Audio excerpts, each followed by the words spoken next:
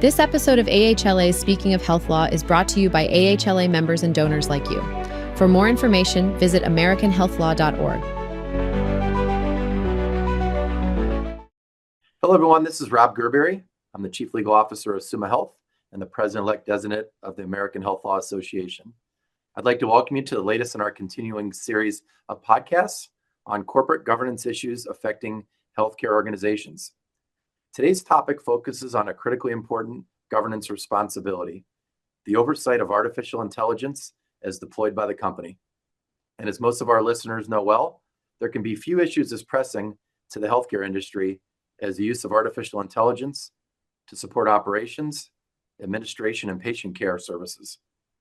AI developments offer the potential for blazing new trails in how healthcare is managed and delivered. It also creates certain risks with its deployment that need to be monitored closely.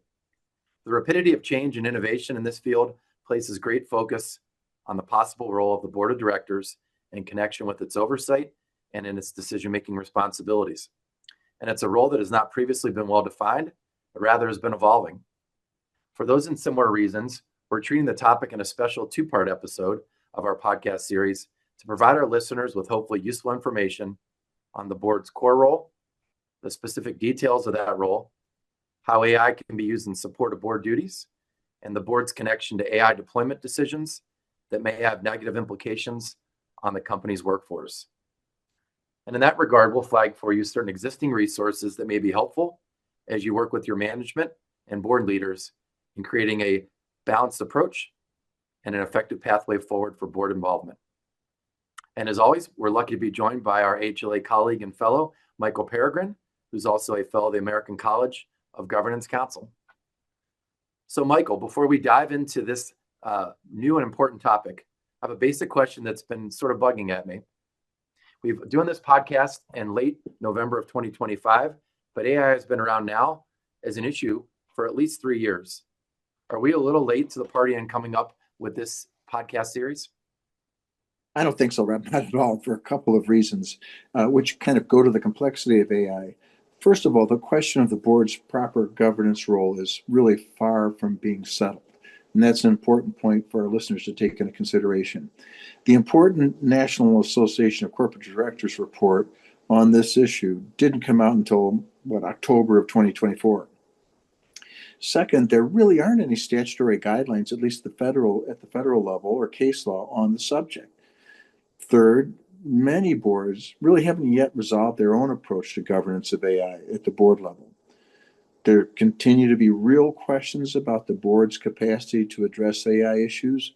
Just check out the newspaper reporting, including the Wall Street Journal on today, the day we're recording this. Fifth, the trust and reputation issues that have long been associated with AI are never ending. And sixth, human capital issues are now rising to the top with a bullet as it relates to AI deployment. Is that helpful? So with that list, maybe we should be doing a 3-part series. But seriously, what is it about AI that makes it such a challenging board concern? Well, first of all, I have to disclose I am not a tech specialist. So, my knowledge about the pure efficiency and application of AI is going to be limited, but I think looking at it from a governance perspective, it gets more simple. And I think the answer to your question is the sheer complexity of the technology, which may come easy to some board members and certainly to members of the executive leadership team, isn't going to come to all board members. There's just going to be a wide diversity of AI proficiency within an organization. And in my experience, that's just bound to create tension, particularly between the board and management. That's where the problem is. And also it's going to be between the board, the tech managers within the organization, and executives who live constantly in this world with innovators and venture capital people and the like, constantly presenting new research and development opportunities and platforms. It can get messy as there is a gap between the knowledge level of the board and the knowledge level of managers who are dealing with this and the opportunities on a day-to-day basis. We got to close that gap.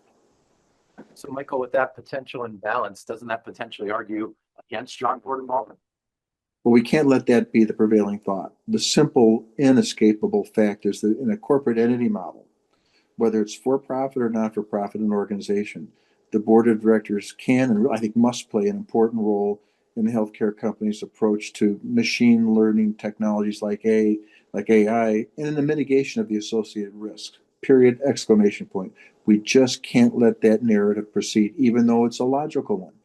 And I think the urgency, Rob, is that the pace of AI evolution is so great that the board, if it delays itself at all in developing a corporate governance structure, can fall behind in proficiency, and then it becomes really unable. It's always catching up, and it's not in a position to truly evaluate the tough AI call. When that happens, management loses its confidence. Things spiral down. So maybe, Michael, as we take a step back and just thinking about building that foundational model for a board, how do you think it looks like related to the oversight of AI? Well, I think it reflects the traditional oversight, decision-making, and information flow themes that are consistent with the core fiduciary duties that we always talk about.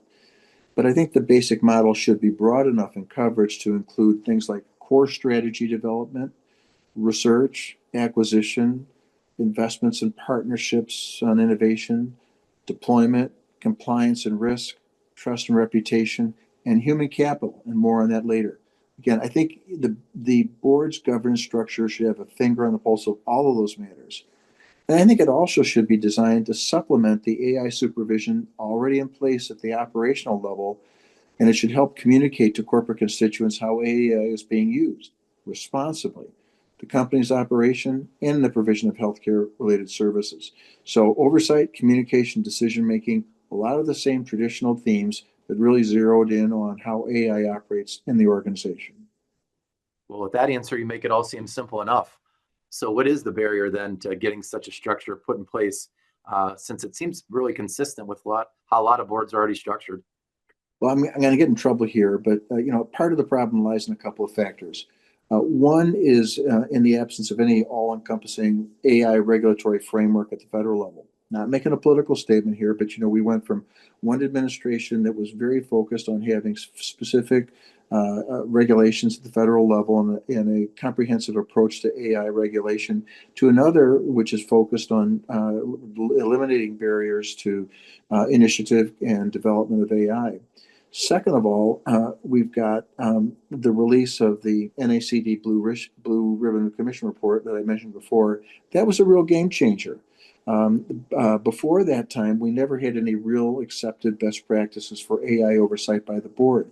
So again, we've got the alpha of the absence of any kind of real federal scheme or framework for AI regulation.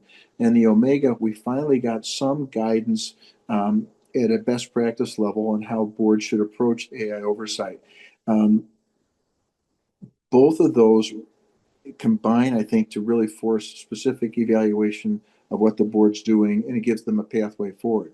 But I think all of this has been compounded by what I would say, and again, I'll get in trouble, but there's a significant lack of internal and external appreciation for the contributions that the board can make to address AI risks and strategies. And you see a lot of that in today's Wall Street Journal story today being, what is it, November 12th, and so we're taping this, where you have a lot of experienced directors saying, I'm having a hard time understanding this stuff. That's a problem. So with that lack of understanding, how do we move forward? How do we get everyone to appreciate the need for AI and then the oversight of it? Well, I think you've got to drill down with people in the operation an awareness of why the board has a real stake in this game. That's the biggest challenge, because I think in some organizations there's a fair amount of resistance from corporate leaders to a strong board role. If we can't overcome that, if we can't make the sales, so to speak, of why the board should be involved, we've got huge problems. I see this in my experience. We see the resistance coming from tech leaders, researchers, scientists, developers, the innovation people within the organization, all these folks who believe that, and maybe with some amount of justification, that any kind of corporate monitoring system will needlessly frustrate innovation and the competitive advantage, and therefore, in our business, be a detriment to the delivery of healthcare in the most efficient way. It's a theme that also shows up, as I said, in the approach to federal regulation of AI, i.e., the more regulation, the more the critical progress and innovation will be stifled. That is a problem. So I think, at my point, we have got to be able to make the sale that corporate governance has a critical role to play. It's a meaningful role, and that the board is up to the challenge. But as I said, some of the criticism is fair, especially with respect to board proficiency. As I said, the journal issued today, where you have some prominent and seasoned board members express their own frustration with the complexity of AI. That's the essence of the problem. And we go back to the NACD report, and we'll talk about that more later. It starts off, what's the pathway to effective board governance? Proficiency, proficiency, proficiency. But the system just doesn't work. The checks and balances we need to run an organization will not work without some board role with respect to AI. It's just that simple. So it sounds like the board chair, the chief legal officer, and others may have to play a role in bringing along some of the naysayers and stressing the importance to the rest of the board. Well, yes, and I think the chief legal officer should get battle pay for engaging in that role. But I think there's a couple of approaches that you take to sell this idea of board oversight to the naysayers. I think first is the argument that there absolutely must be a system of checks and balances with respect to AI deployment in order to make sure that stakeholder interests are served, that compliance is affected, and that the critical issues of trust and reputation are addressed. And that can't come from the operational side. It must come from folks who have a fiduciary obligation to the organization.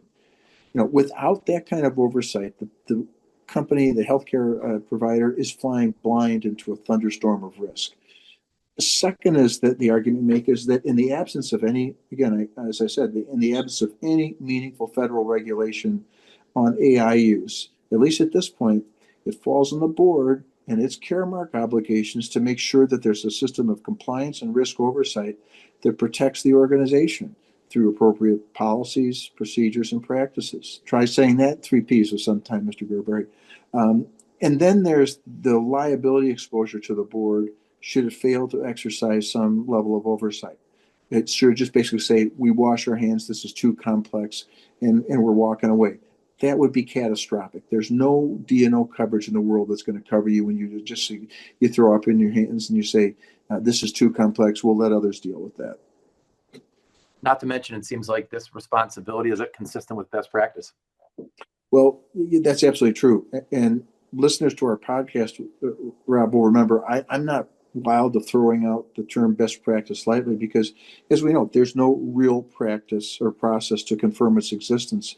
I'm not issuing legal opinions that something is a best practice. But I do kind of evaluate this from the perspective of who's preparing the analysis, where is it coming from, who's adopting it.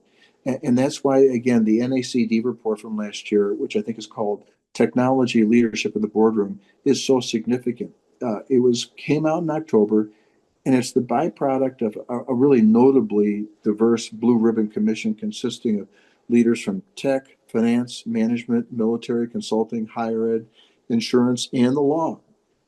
So you've got the people in place who are saying, here are the aspirational goals. This isn't a consulting firm survey, as valuable as they are. It's the input of industry leaders who and they're providing recommendations as well as toolkit for moving forward. So does that constitute best practice? It's the best we have. It is absolutely the best we have.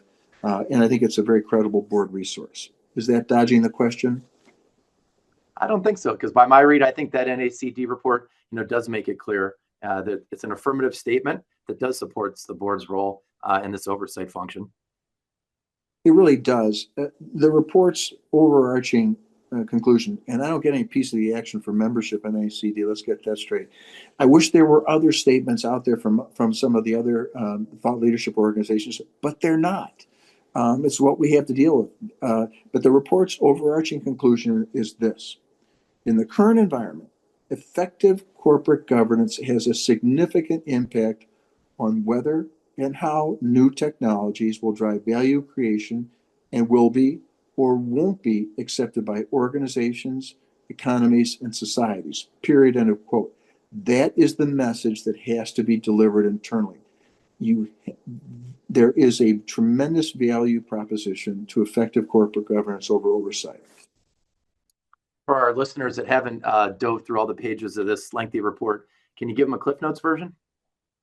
Yeah, I think it's long and it's detailed, but it often, at least to me, and of course I may have different definitions of marvelous, it's a marvelous pathway forward. But in a nutshell, the report focuses on 3 imperatives. This is the pathway, this is the direction forward This is the suggestion about how a board can go ahead and implement effective governance.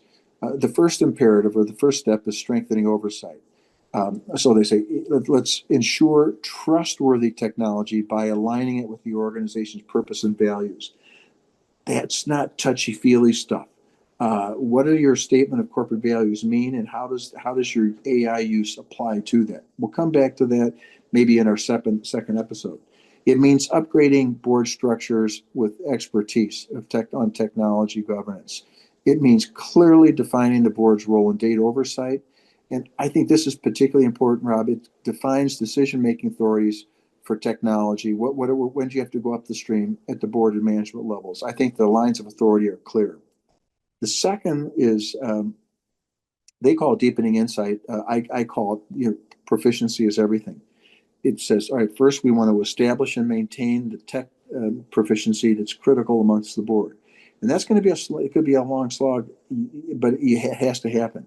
You evaluate it periodically. There was an interesting story, a news story the other day about a corporate executive CEO of a major company, which basically says, we expect you, the employees, to come up to speed and train yourself and update yourself so you will be useful and AI knowledgeable and help our company going forward. If you don't, all bets are off. So it's appropriate that we turn that lens on the board as well. Are you, through our evaluations, have you been learning and teaching yourself and picking up on the education for AI? And then have appropriate and clear metrics for the oversight of technology by the board. You're giving the board a framework, a dashboard, whatever, on how to measure it. That's the insight factor. The third factor is kind of a threefold one. The board and management agree that tech generally is a core element of the long-term strategy of the organization, and why. Then you enable exploratory board and management technology discussions. People talk together, they get together, they share ideas and thoughts. Then this is the kind of an interesting one that I like. You design board calendars and agendas. You just kind of hardwire it into the system to make sure there's going to be appropriate focus on forward-looking discussions. We build in, we come back, we remind, this is going to be on the agenda this for the next 5-10 meetings or whatever. I think that's the three-pronged approach that NACD takes. It's not the only approach, but again, as I said before, in terms of thought leadership, it's all we've got, but it's substantive. Well, Michael, that's probably as much AI as our human listeners can handle for one podcast session. So let's go ahead and hit the pause button. We'll return again for part 2 of this series, where we'll press more on what is the governance role structured and looking like. And then we'll also look at emerging issues as well in this space. So Michael, thank you very much for the kickoff to this podcast series. Rob, I look forward to that. What a cliffhanger, huh? That's right. Thank you.